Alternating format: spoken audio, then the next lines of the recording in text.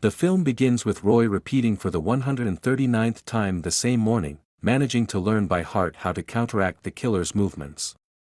He even manages to avoid every bullet fired by the gunman from the helicopter towards his direction. The alarm goes off and he realizes it's time to leave the apartment because the helicopter is about to explode. This time, he manages to land in the truck after 22 times which he missed it, falling from the 4th floor. He is being chased by Esmeralda and Pam, two girls chasing him in a car trying to kill him. He almost manages to get rid of them, but of course he forgets about the bus, and he has to start over. The day resumes for the 79th time with the same characters but with small variations in events. After a recap of his daily life, Roy tries to find his wife Gemma by calling Colonel Clive Venter, her boss. Unfortunately, Roy found out that his wife had died in a lab accident. After that, he is found by some assassins who take him down and everything starts again. The 140th attempt finds Roy running away from Pam and Esmeralda and managing to get off the bus. Roy finally annihilates the two and moves on. Roy enters the restaurant and orders 2 bottles of alcohol while Dave tells him the same boring speech. Roy comes to the bar to meet the Chinese swordsman Dai Feng with whom bartender Joe is in love. Roy starts telling Dave how he was shot in the face but he doesn't believe him and laughs at him with the bartender. At 12:47 a.m. all the assassins enter the bar and this is the moment when he can't escape. Roy puts up a plan to find his wife and escape the loop he is in. He recaps the day of his death. Roy comes to Gemma's workplace and tries to get a job. Colonel Clive senses something is wrong and watches their every move. Gemma is anxious and tries to make Roy understand the danger she's in and tells her to check if he received the package from her and tells him to remember a certain word. The colonel sends a security team to bring Gemma to him. He asks her about their project and Roy's visit and tells her a story from his past. He also forbids Gemma from receiving further visits because the project is top secret. She looks at the colonel's office feeling threatened. Roy spends the evening in a bar with a dental assistant but he seems to be interested in the bartender.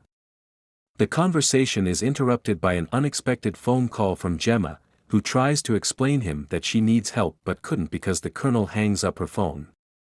Although Gemma is in danger, Roy continues in the evening with the dental assistant and this is the moment when he enters the loop. Roy tries to find clues in the next attempts by reading the book he received from Gemma.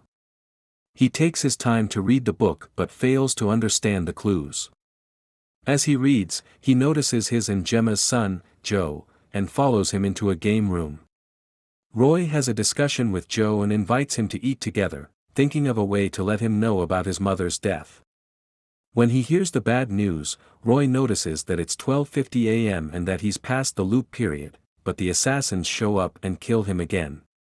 It all starts again. This time, Roy realizes that he is carrying a transmitter in his body and Dave tells him that the best place is in a tooth. Roy remembers that the dental assistant with whom he spent the night when Gemma died, may have put the transmitter in his tooth. Along with Dave, Roy finds the transmitter inside his tooth. Using the transmitter, Roy lures Pam and tries to find out more clues. She refuses to cooperate so Roy shoots her and goes on with his search. He manages to be one step ahead of each of the assassins in this attempt and manages to get everyone out of the game.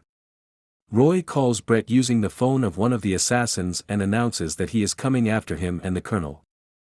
Roy tries to enter the lab by different methods but Brett is always one step ahead of him and eliminates him. Roy follows his doppelganger, eliminates him, and tries to enter the lab with his card pass, but again he is unsuccessful because he has to overcome many obstacles to reach the colonel's office. In the end, he manages to get to the office, but Guanyin gets in his way. He tries to shoot her but realizes he has no bullets left.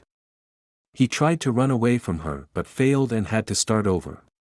Although Roy lost the fight with Guanyin, he managed to find an important clue.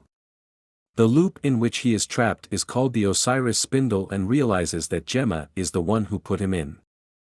The colonel doesn't know that the Osiris spindle works. After putting the clues together, Roy realizes that he is Osiris. In his new attempt, Roy goes to Dai Feng and asks her to teach him to use the sword. After training for days with the Chinese swordsman, Roy is ready to face Guan Yin. They meet and after an intense fight, Roy kills her using her own weapon. Meanwhile, Brett and the Colonel come to stop him, but Brett is eliminated very quickly. Roy fights Venter but before taking him down for good, Venter tells him that he can't use Osiris' spindle infinitely and that this will lead to the end of the world. Venter also tells Roy that his son Joe is in danger. Roy runs to Joe to save him but doesn't arrive on time. This depresses Roy, who is about to give up, but the thought that the world might end because of him and this motivates him to solve the problem. Roy starts over and goes to save Joe. This time, Roy wants to spend time with Joe and stays to play video games with him, realizing that he was wrong to be absent from Joe's life for so many years. This time, the end of the world comes when the two sit together on a bench. At 249th attempt, Joe tells Roy that he talked to his mother at 7:03 a.m., which makes Roy realize that Gemma wasn't dead when he woke up. Roy goes to find out more clues about Gemma and finds out that she was eliminated by Brett at 7:14 a.m., which gives Roy 14 minutes to save her. Roy does everything differently this time, takes the helicopter to Venter's lab, removes all obstacles in his way, arrives at the right time, and manages to save Gemma from Brett and Venter. Gemma tells Roy that the only way to get things back to normal is to enter the portal, but that could make Roy disappear forever. The two kiss, Roy enters the portal and looks fearfully into Gemma's eyes.